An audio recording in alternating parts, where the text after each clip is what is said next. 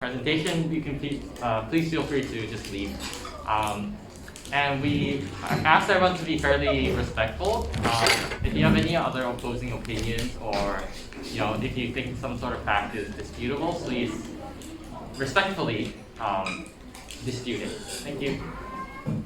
Yeah. So as Kento said, some of the things that we're going to talk about are like a little bit controversial. So there's going to be like a lot of different interpretations of what happened and like different numbers according to different sources. So we tried to include as many different like interpretations and numbers as we could, but there's going to be things that like we can't mention because there's so much to talk about. So if we leave some stuff out, we can talk about it too if you want. So our learning intention. Why are we learning this? This is so our objective. So this picture is a monument for the Japanese-Canadian memorial, right, the war memorial. I believe it is in Stanley Park. So our learning intention is to have an objective understanding of the history of Japan during and before World War II. Since it is so controversial, we see a lot of opinions, many false information. We just want to showcase an objective understanding of the history, and we want to analyze the impacts of modern-day Japan and to remember those who we lost. Of course, yesterday was Remembrance Day, and that's why we thought this was fit to do for our presentation today. So, Japan, a growing empire. So, by the end of around 1942, Japan ended up somewhat like this. Japan is, as we know today, is only these 4 islands with a lot of different islands across. But how did we get to this position where we are in such a huge growing empire? And so there were a lot of things that happened. So we're going to go through an overview of events. The most major event that we need to talk about is the Meiji Restoration. Before the Meiji Restoration, Japan was in a feudal society known as the Edo period. During the Meiji Restoration, around fears about they looked at China being, bullied by Western powers, and they feared that they were going to face the similar thing in Japan. So although back then the shogun, which was the military leader, he was the most powerful person in the country. However, it was thought to restore the emperor as the highest position. So the timeline goes, so there was a Meiji Restoration, and then as you can see, these are some of the dates that happened. The timeline isn't really, to scale, but this is kind of what happened over the years. So what happened before World War II? So there was a rapid westernization of Japan. Essentially, they were rapidly industrializing, they were rapidly growing in population now, and this created a desire for natural resources. This created an expansionist policies, such as the first Sino-Japanese war fought over controlled Korea, and also the control of Taiwan.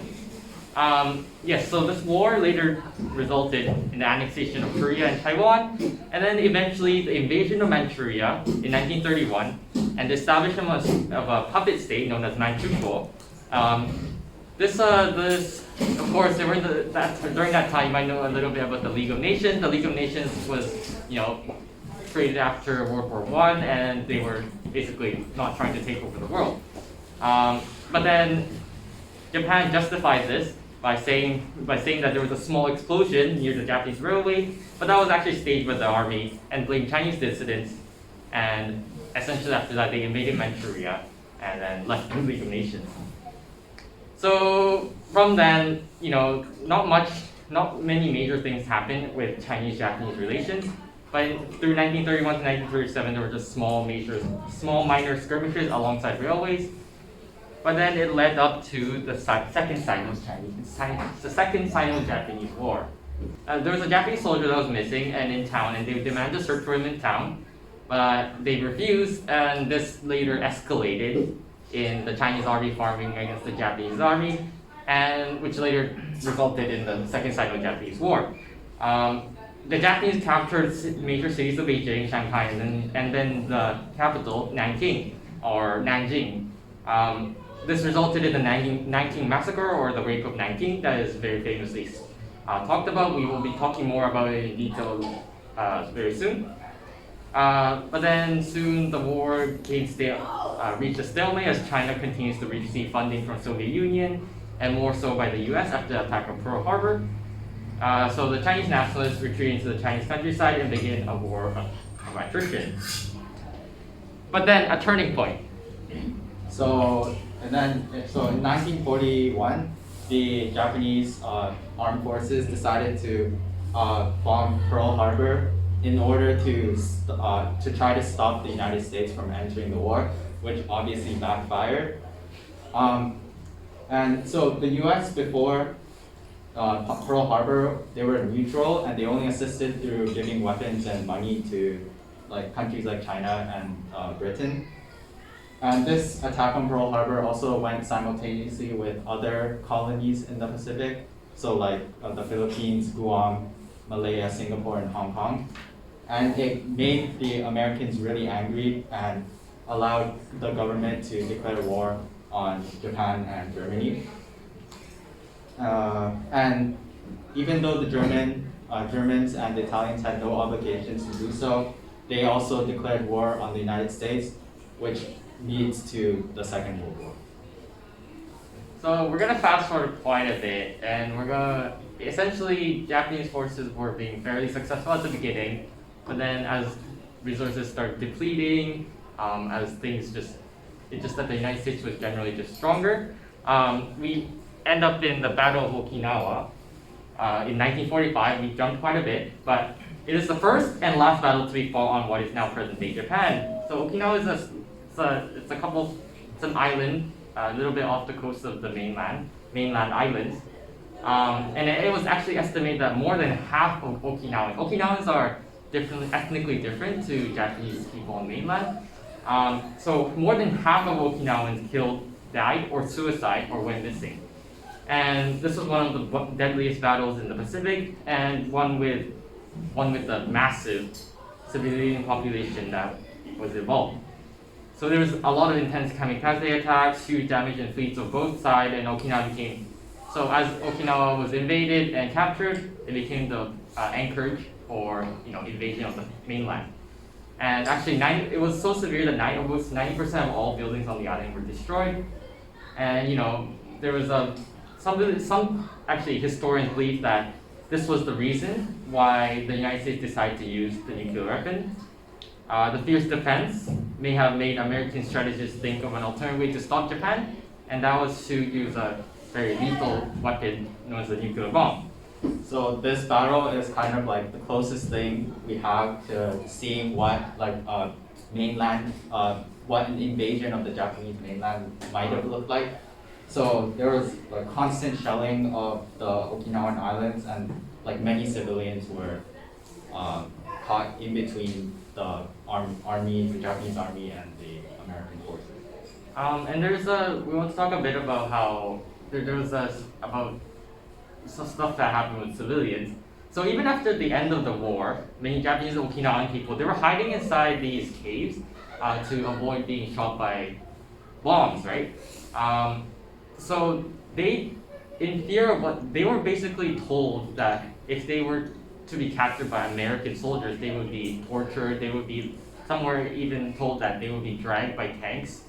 So they feared being captured by American soldiers.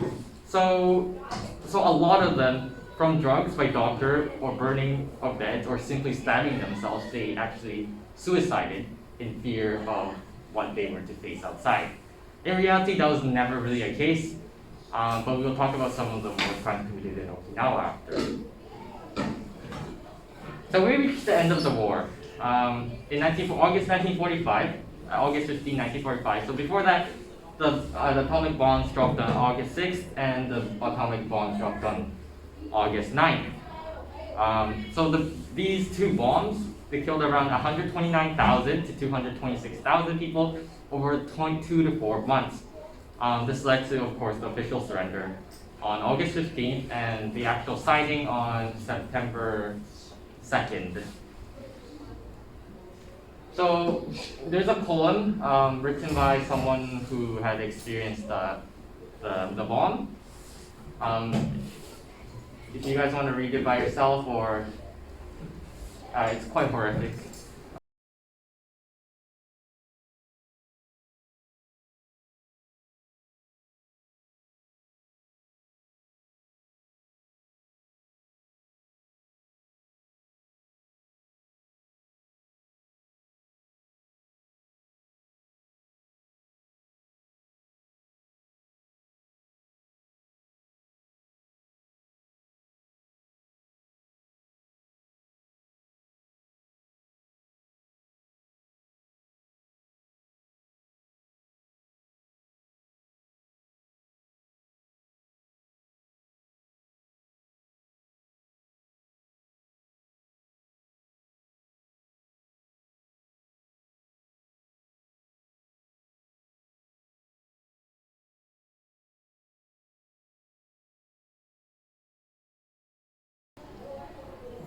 So yeah, so the war came to an end, but we as the war was uncovered after the end of the war, we found a lot of war crimes committed by Japanese troops.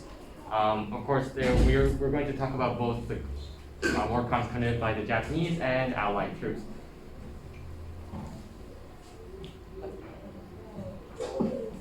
So first is the mistreatment of prisoners of war. So to the Japanese military, especially the army, surrender was dishonorable. So to the Japanese, if you surrendered, you were basically less than human, and so many prisoners of war were just straight up killed. But if they weren't killed, they were starved, beaten, and used as labor. So because of this, close to 40% of prisoners of war in Japanese hands died. Many of them were Chinese and Americans. Especially for Chinese troops, the government said that basically that Chinese troops didn't deserve any prisoner of war like humane treatment. So there were only like 58 Chinese troops who were repatriated to China after the war, when there were like tens of thousands of other nationalities like British repatriated to their home countries. Part of the reason for the high number of prisoners of war dying are that the Japanese military used unmarked transport ships to move them. So sometimes Allied fighter planes and bombers would attack these ships by accident, and a lot of prisoners of war died this way. There was also torture, like waterboarding and stuff were frequent, as well as death marches where they would transport prisoners of war from camps to camp by just making them march, and many of them died due to like sickness and exhaustion. So we're going to talk about one of the most controversial and quite horrific incidents. This is called the Nanking Massacre, or the Rape of Nanking. It is sometimes organized as Nanking in modern day. There are estimates about around 40,000 to 300,000 dead. The Chinese government, the historians approved by the Chinese government, they estimate more than 300,000. So we can't really get an accurate number either, because all of the documents were destroyed soon after the war. Things like mass rape, murder, theft, and torture, arson, it was essentially anarchy there. So rape was one of the worst things and pretty major things that occurred here. So women are often being killed after being raped. They were also mutilated by penetration of the vagina with bayonets, long sticks of bamboo. There was I quote from a diary of a foreigner who was in Nanjing, who was inside the safety zone that they created. I quote, "They bayoneted one little boy of 8 who had 5 bayonet wounds, including one that penetrated his stomach. A poor optional momentum was outside of the abdomen. I think he will live." When brothers and husbands interfered, they were often shot, and there were accounts of Japanese army forcing incest between son and mother, father and daughter, brother and sister. Chinese men were also forced to perform repulsive sex acts. The most notorious and famous atrocity was this famous thing called the context to kill 100 people using a sword. This was also published in Japanese newspaper, and it was updated while this contest was going. And these victims, there were so many of them that they were buried in ditches 300 meters times 5 meters in the counts of approximately 12,000 in one of them.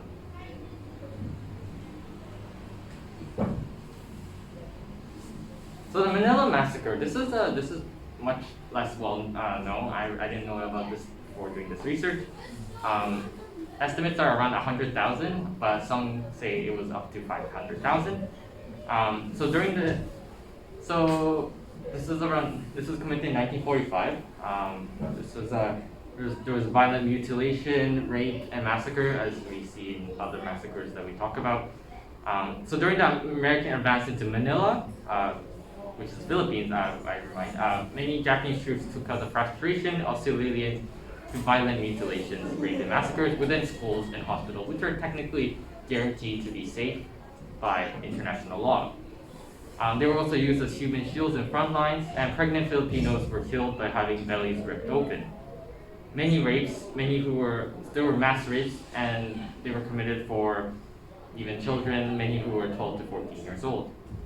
So I quote, "At least 20 Japanese soldiers raped a young girl before slicing her breast off, after which a Japanese soldier placed their mutilated breast on his chest to mimic a woman, while the other Japanese soldiers laughed.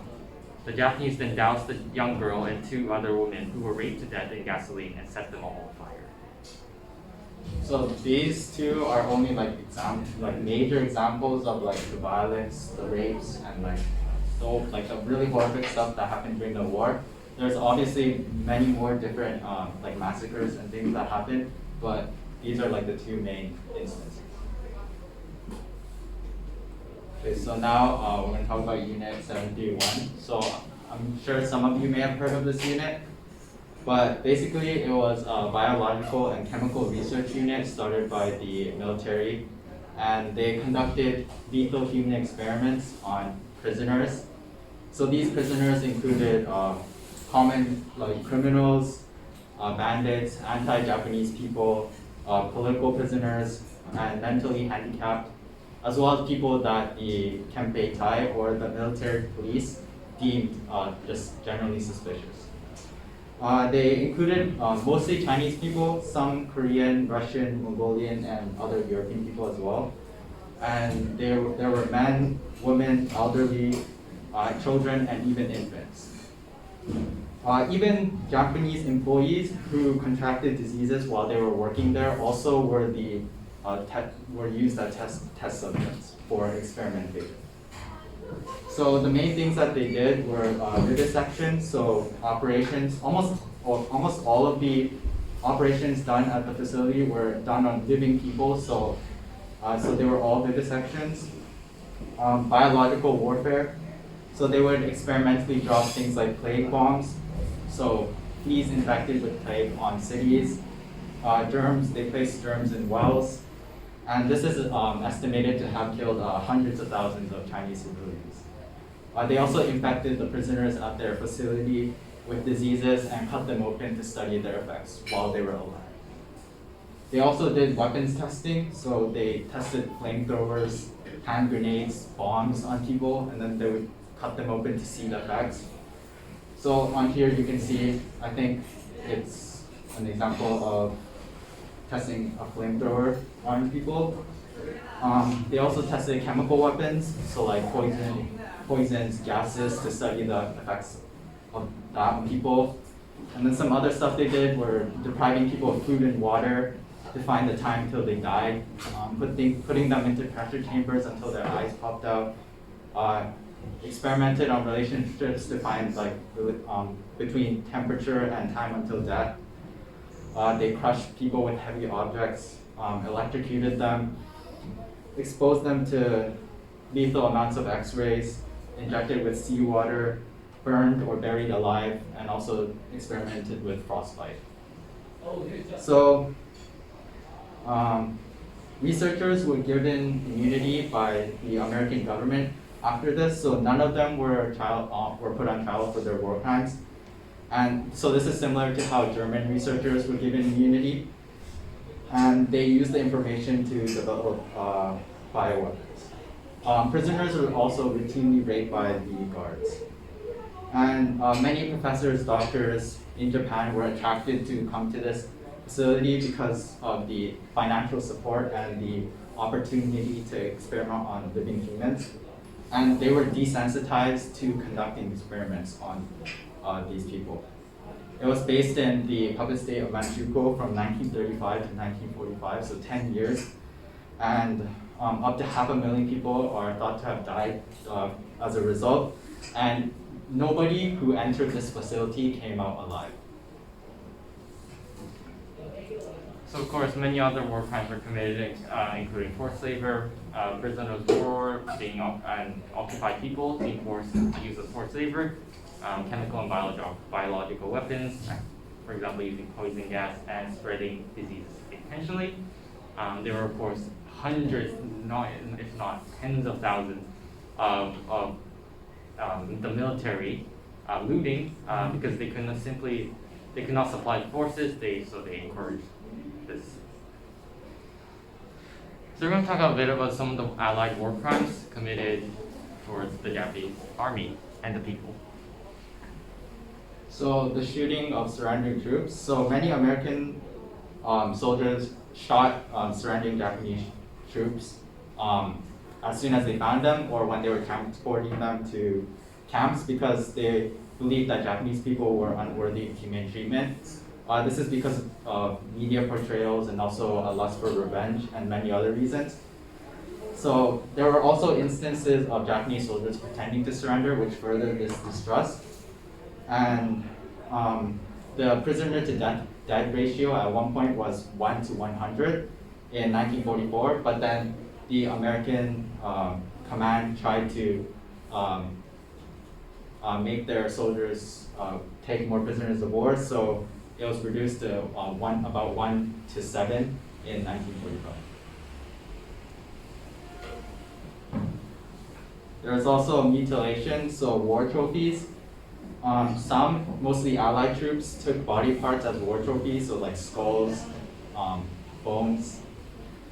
There was an instance of an arm bone being made into, I think, a letter opener and then being gifted to the president. And in one instance, 60% of the remains found in the Mariana Islands, when they were repatriated, they had their skulls missing, meaning someone, probably Allied soldiers, took them back home.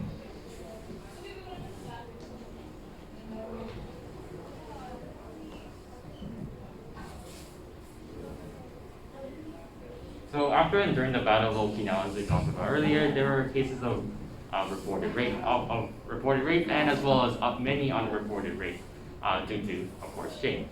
Cases of rape hidden during these cases of rape were hidden during American occupation to keep a good image. However, more than 1,000 reported rapes during the first few days of occupation. Of course, forced displacement. This is a very less known. There is an animated movie about this. This forced displacement of Soviet troops. So these islands up in the north of Hokkaido, which is a big island, there's a few islands that belong to Japan, even before the quote-unquote Japanese aggressions. So families living there for hundreds of years on the island, most significantly known as the Hokpo Ryodo, they were displaced after the Soviet invasion of northern Japan. So this is kind of been a debate for claims of territory, which we will not really talk about today. Okay, so before we go to here, some people say that these Allied war crimes are equal to Japan's, and so this is wrong because it's basically saying it's like using someone else doing bad stuff to cancel their own bad stuff. So it's a cancellation of immorality. So yeah, that's like something that some people do, which is really wrong. So the treatment of annexed, colonized, and conquered countries. Okay, so we were talking about the treatment of these countries that are part of the Japanese Empire. So a big one is like obviously comfort women or sex slaves basically. There were estimated about 50,000 to 200,000 people who became comfort women, and it was started as voluntary prostitution for the military, in order to reduce rape, STDs, and keep their military secrets. But it did the opposite. It increased rape and STDs. And originally they were Japanese prostitutes, but later women were coerced from Japan, Korea, Taiwan, and Mexico and China. They were promised money and work in factories, which obviously wasn't true. And later, the government stopped issuing visas for Japanese prostitutes because it obviously looked bad. And then the military looked towards Korea and occupied China as well as other countries. So by the end of the war, there were Filipino, Taiwanese, Burmese, Indonesian, Polynesian, and many other countries, people from many other countries, with the majority being Chinese, Korean, and Japanese. So treatment of comfort women was generally bad, but it did vary. But along with sexual violence, they had to go through physical violence, starvation, and forced labor. Many of them were killed because they were in a war zone. Many of them also committed suicide. And this has been a major point of issue for Japan-South Korea relations, as well as Japan's relations with Taiwan and China. So forced laborers, they were pretty common. I think we've talked about this. So there were around more than 10 million Chinese mobilized for forced labor. Korean Taiwanese recruited for labor like the Japanese. So many people were displaced into forcing to be worked.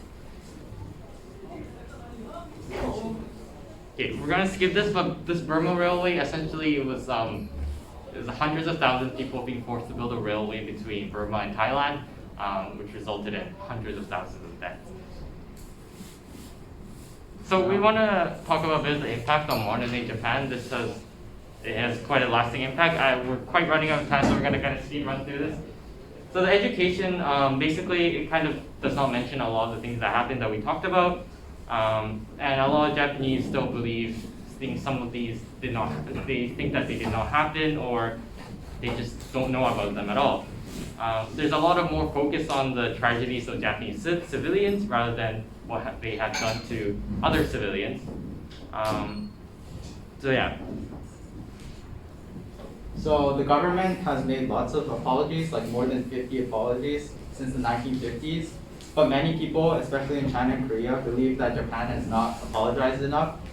And some politicians apologize, but they also say that certain atrocities did not happen. And many Japanese people in the public believe that necessary reparations and apologies have been made. But this differs from the perspectives of many Chinese and Korean people who believe that the necessary things weren't done, and this leads to a gap in understanding, which brings conflict. Okay, so just briefly, Yasukuni this is a controversial shrine that enshrines more criminals now. So every time a politician visits it, it faces controversy from Japan, China and Korea. And the general perception is the war is bad, but a lot of Japanese people, they do not know about a lot of the things that their own country has committed due to the education system. So the kind of the key takeaway is that, of course, war is bad for everyone. We don't really want to point fingers at exactly what caused it. Everyone was impacted. War atrocities are not restricted by countries, and civilians are the ones who actually bear what has happened. So we must not forget, and that's why we here are teaching you guys. And so thank you guys for coming and listening. I apologize, it's been a long, I think you guys are late, so sorry guys, thank you.